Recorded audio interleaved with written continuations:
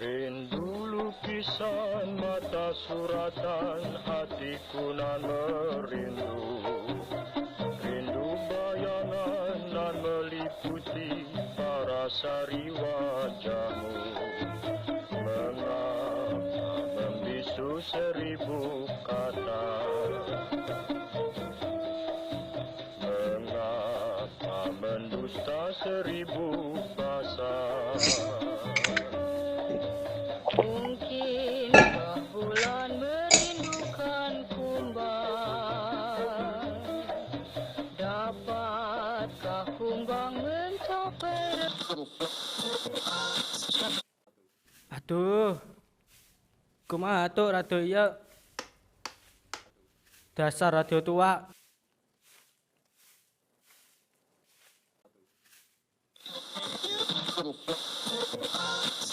Selamat pagi, para pendengar Nusantara di berbagai daerah. Berita terbaru, penyerahan kedaulatan Indonesia berdasarkan hasil konferensi meja bundar yang telah ditandatangani 2 November lalu. Pada hari ini, 27 Desember 1949, mulai diberlakukan. Dengan ini, Belanda mengakui kedaulatan Indonesia sebagai Republik Indonesia Serikat Merdeka. Bu, Ibu, cepetan kamari.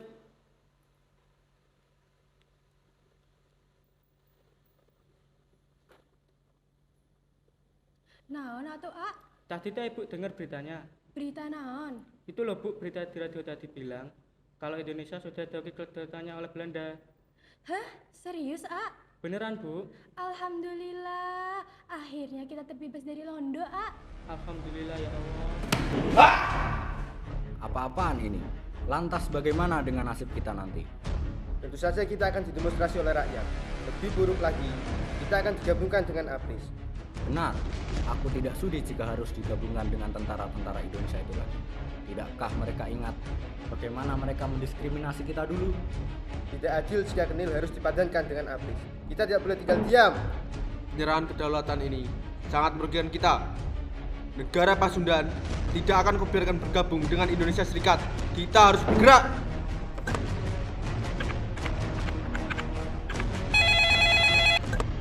Siapa ini? Burman, ini Raymond. Aku sudah mendengar tentang penyerahan kedaulatan Indonesia itu. Ini adalah pengkhianatan.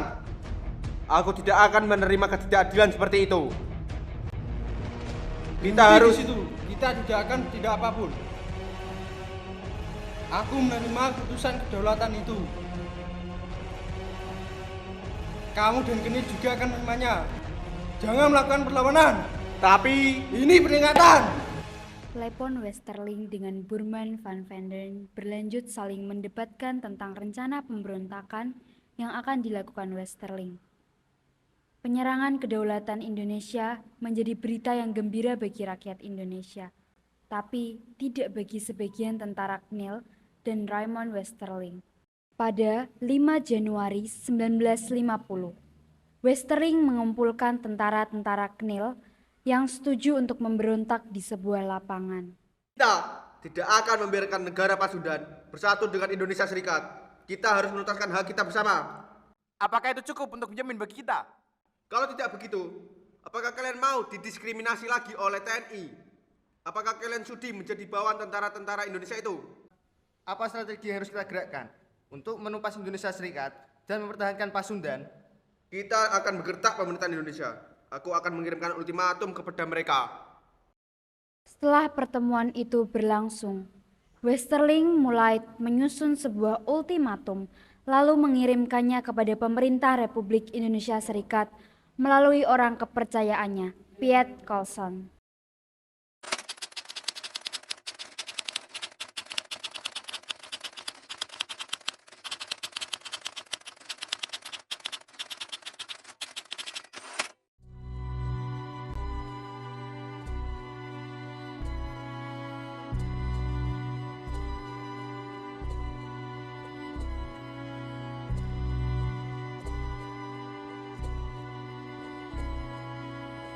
Jadi, kamu mau melibatkanku dalam sebuah pemberontakan?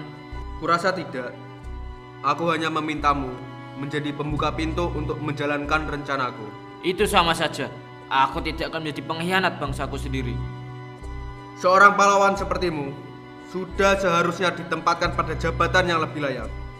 Bukan malah menteri rendahan seperti ini. Apa maksudmu?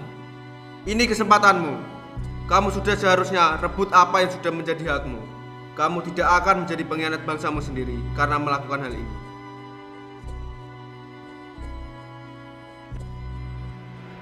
Bunuh Hamengkubuwono.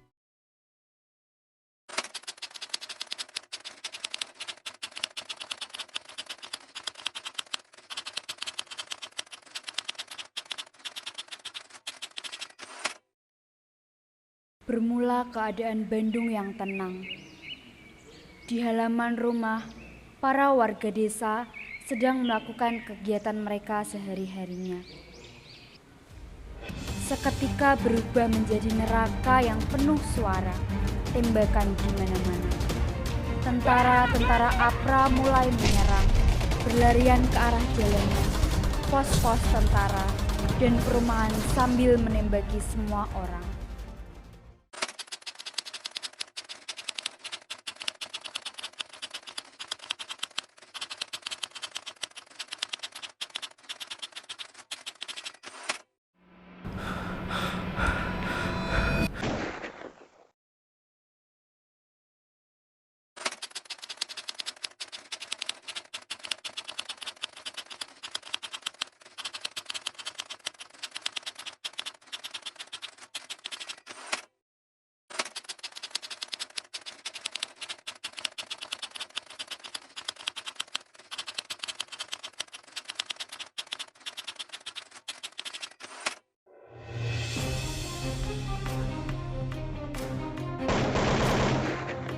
Tetapi karena persiapan yang masih kurang, markas divisi Siliwangi tidak bisa menahan gebrakan APRA. Setelah beberapa serangan dan pada tembakan yang terakhir, akhirnya Letnan Kolonel Lembong terbunuh.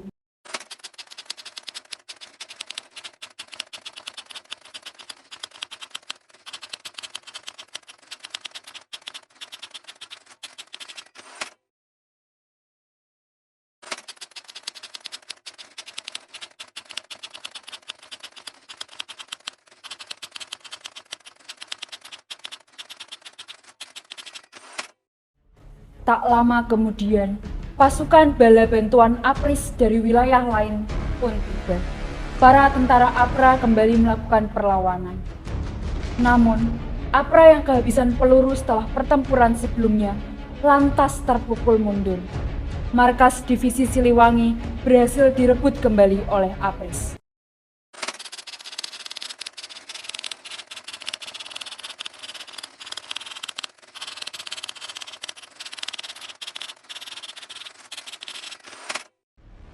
Hahaha, apa-apaan itu?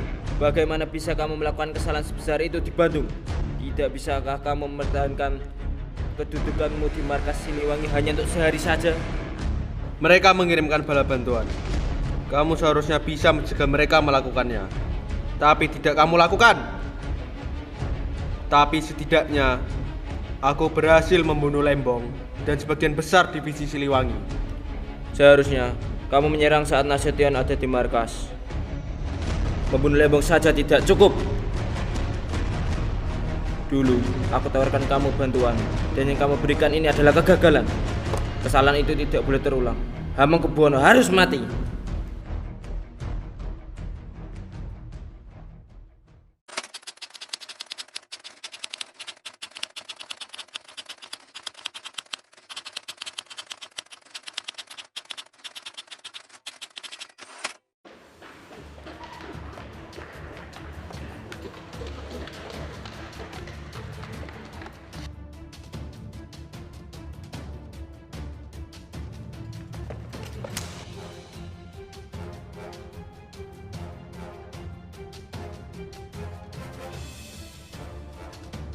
Lantas bagaimana, Komandan?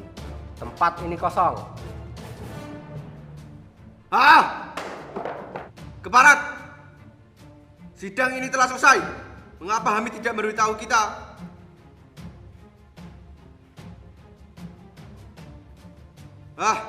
Mungkin ini jebakan. Ayo cepat kita bergegas dari sini.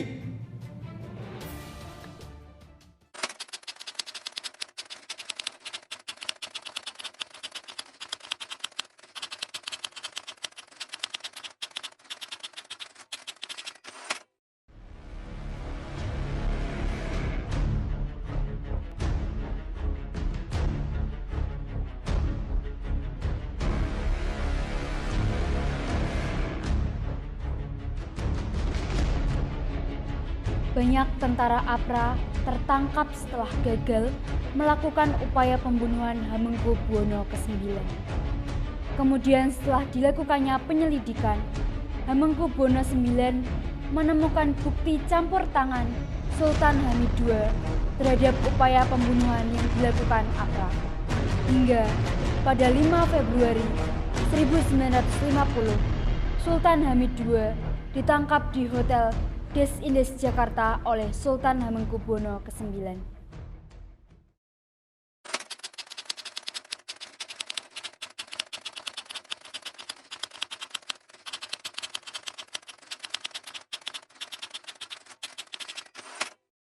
Westerling yang sadar akan posisinya yang sudah di ujung tanduk, kemudian memilih untuk kabur ke Singapura pada 23 Februari 1950 hingga akhirnya kembali lagi ke Belanda.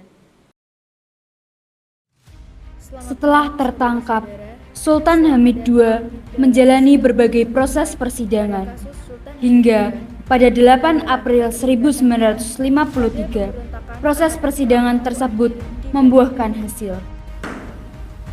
Apakah terdakwa Sultan Hamid II mengakui keterlibatannya dengan aksi militer Angkatan Perang Ratu Adil di Bandung? Tidak, Yang Mulia. Aksi militer APRA di Bandung itu murni inisiatif Raymond Westerling sendiri. Saya marah karena belum ada kesepakatan tentang soal oper komando APRA. Westerling telah bertindak sendiri, dan saya sendiri tidak menyetujui adanya penyerbuan ke kota Bandung itu. Apakah ada pembelaan lain dari terdakwa Sultan Hamid II? Sebelumnya mohon izin Yang Mulia, izinkan saya meminta waktu untuk berdiskusi dengan klien saya.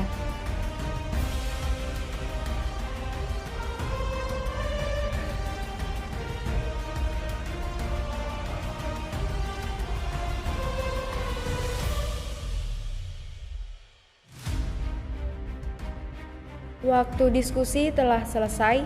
Bagaimana? Apakah ada pembelaan lain dari terdakwa Sultan Hamid II? Izin menyampaikan Yang Mulia.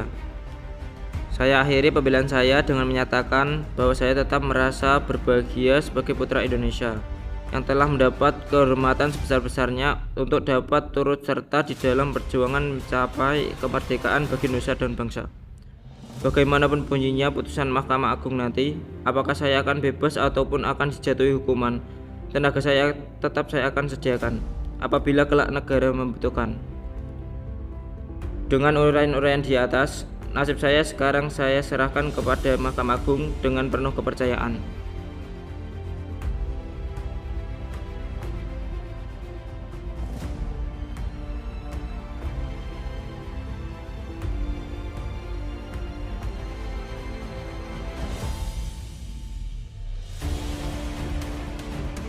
Terdakwa Sultan Hamid II dipersilahkan untuk berdiri di depan kursi terdakwa.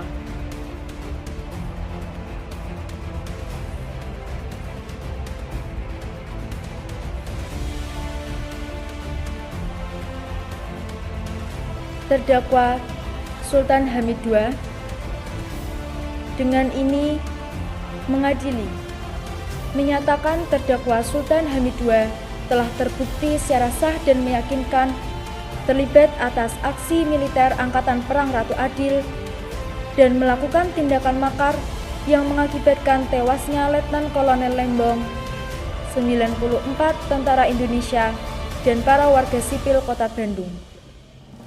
Menjatuhkan pidana kepada terdakwa 10 tahun penjara dipotong 3 tahun masa tahanan. Melalui hasil persidangan itu, Sultan Hamid II menjadi tahanan penjara selama 10 tahun. Sementara Raymond Westerling melakukan pelarian ke berbagai tempat sebelum akhirnya menetap di Belanda.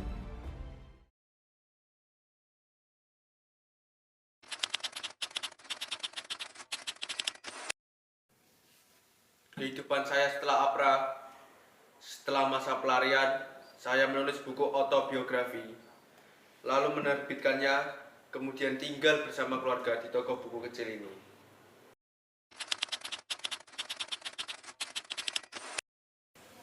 Ya tentu saja kami kecewa dengan pemerintahan Belanda waktu itu. Kami dikirim untuk bertempur, sementara mereka diam-diam berunding di Linggarjati dan Renville. Tidakkah itu bentuk pengkhianatan terhadap gerakan militer kami? Kamu dari suku Jawa atau tidak? Saya tidak suka berbicara dengan orang Jawa. Jika kamu dari suku Jawa, saya tidak akan mau melanjutkan interview dengan kamu. Soekarno itu orang Jawa. Saya benci dengan Soekarno. Sebenarnya, saya punya banyak kesempatan untuk membunuh Soekarno, tapi tidak saya lakukan untuk membunuhnya. Karena jika saya bunuh Soekarno, dia akan menjadi martir.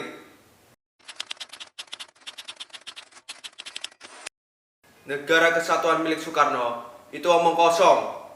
Idenya tentang mendirikan sebuah negara kesatuan itu memuakan saya. Negara federasi harus dipertahankan. Itulah mengapa saya membentuk APRA.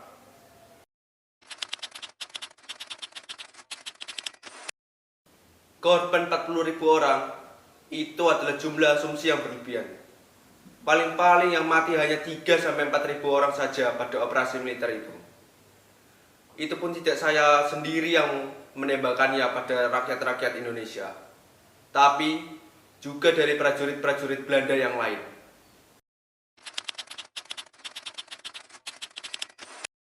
Penyesalan? Tidak ada penyesalan.